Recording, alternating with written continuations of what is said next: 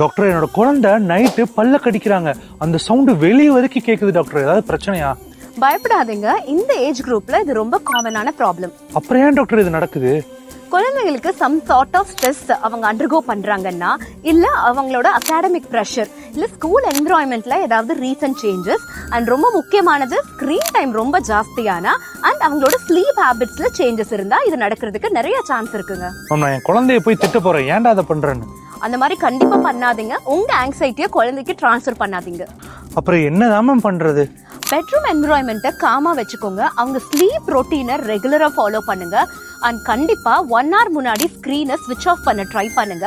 And டே டைம்லயோ இல்ல ஈவினிங்லயோ குழந்தைகிட்ட ஸ்கூல்ல என்ன நடந்துச்சு, ஏதாவது கன்சர்ன்ஸ் இருக்கா, ஃப்ரெண்ட்ஸ் கூட சண்டை இருக்கான்னு தெரிஞ்சுக்க ட்ரை பண்ணுங்க. போங்க மேம், நீங்க வேற. பல்லு குறிச்சிட்டே இருந்துச்சுன்னா பல்லு டேமேஜ் ஆயிடும்ல. மோஸ்ட் ஆஃப் த கேசஸ்ல ஆகாதுங்க. ஆனா குழந்தைக்கு பல்லுல டேமேஜ் பாக்குறீங்க, தலைவலி இருக்கு, பல்லு வலி இருக்குன்னா கண்டிப்பா ஒரு பீடியாட்ரிக் டென்டிஸ்ட் கிட்ட ஒப்பீனியன் எடுத்துக்கலாம். எப்ப மேம் டாக்டர்கிட்ட பார்க்கணும்? இப்போ குழந்தைங்க ரொம்ப ஆங்ஷியஸா இருக்காங்க, பெட் வெட்டிங் ஆகுது, ஸ்லீப் ரொட்டீன்ல ரொம்ப சேஞ்சஸ் இருக்கு, அகாடமிக்கா ரொம்ப டவுன் ஆயிட்டாங்க, அப்படிங்கும் போது கண்டிப்பா நீங்க ஒரு சைக்காட்ரிஸ்டோட ஹெல்ப்பை எடுத்துக்கோங்க. இந்த மாதிரி நிறைய இன்ஃபர்மேஷன் குழந்தைகளை பத்தி வேணும்னா என்னதாங்க ஃபாலோ பண்ணணும்? Doctor Sharnitha, child and adolescent psychiatrist, Masonic hospital, Coimbatore.